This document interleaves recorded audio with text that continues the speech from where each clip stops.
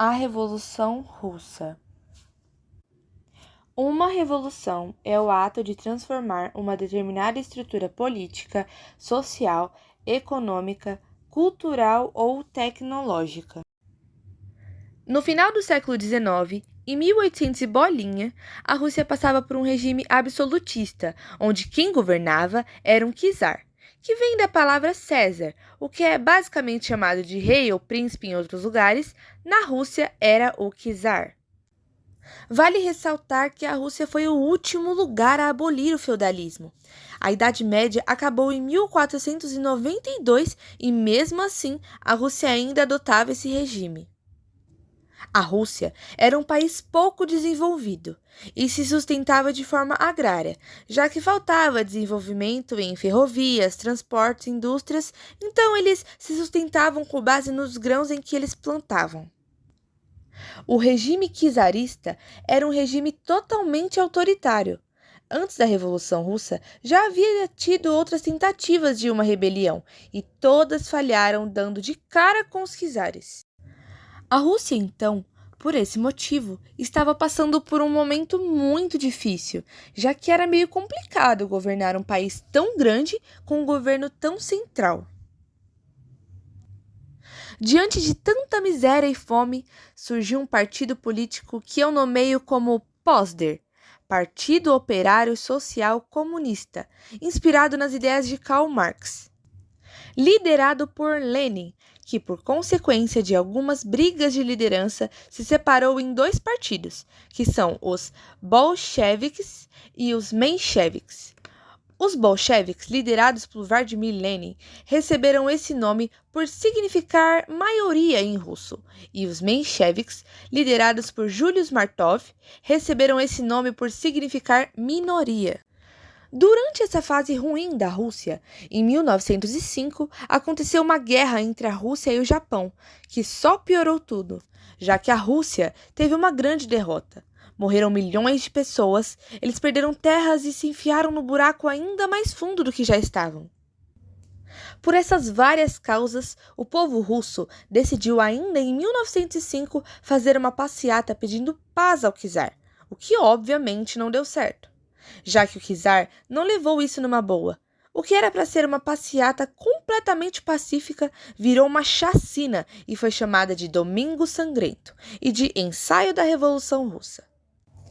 De mal a pior, chegamos em 1914 com o início da Primeira Guerra Mundial, que foi importante porque a Rússia teve um papel terrível no desempenho pela falta de mantimento. E então, teve mais uma manifestação do povo, que dessa vez teve apoio do exército que se recusou a defender o czar, que dentro dessa situação decidiu abdicar o trono para um governo provisório que não ajudou em nada e só piorou a bagunça do antigo czar.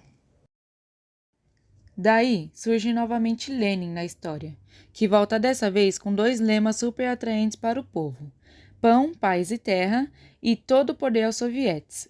Sovietes foram um grupo criado por trabalhadores durante a Guerra de 1905. Se tornaram importantes por ser um grupo grande de pessoas com a mesma ideia. Lenin queria justamente colocá-los para governar, colocar o povo para governar o seu próprio povo.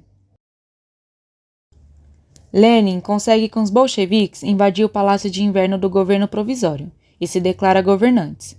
E em 1917, o governo de Lenin tira a Rússia da Primeira Guerra Mundial, que apesar de não ser uma notícia tão boa pela perca de territórios para a Alemanha, foi um grande passo para uma fuga desses vários acontecimentos. Não se engane com esse novo governo. Apesar das boas iniciativas, também era um governo autoritário. Lenin começou a controlar os sindicatos e tomou as produções dos agricultores. Tiveram lados positivos, apesar disso, como a tirada da Rússia da guerra, que era o que o povo queria. Com esse autoritarismo em excesso, os bolcheviques não agradavam a todos. Todos aqueles que desgostavam de suas ações se juntaram e fizeram o Exército Branco, que deu início a uma guerra civil do Exército Branco contra o exército nominado de Exército Vermelho, que era o exército do governo. Isso durou 3 anos, com pessoas morrendo e a economia cavando ainda mais o poço que a Rússia estava.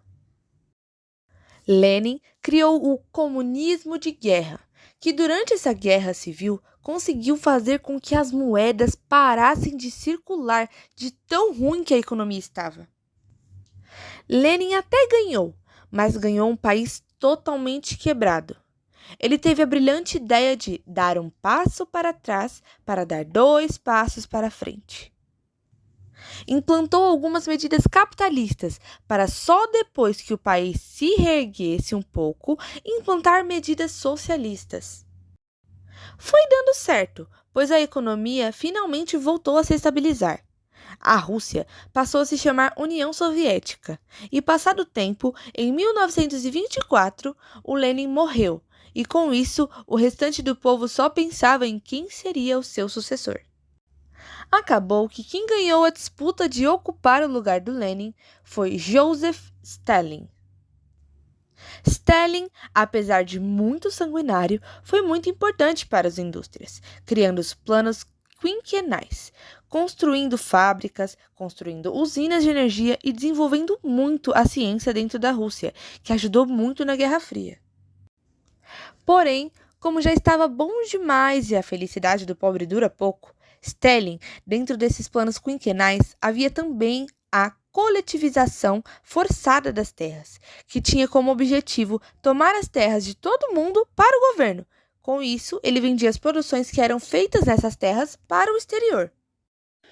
Um período importante a se citar também foi o Grande Terror, onde Stalin ficou maluco procurando traidores dentro do seu governo e fazia essas pessoas serem torturadas para confessar sobre coisas que nem fizeram, e eram condenadas por isso com a morte. Fora do governo, Stalin também matou milhões de pessoas, estando ao lado de Hitler dentro da história como um dos maiores sanguinários do século XX. Ele tinha campos de concentração de trabalho forçado até a morte. Apesar de absurdo, esses campos de concentrações eram todos feitos escondidos, por isso o governo Stalin durou até a sua morte.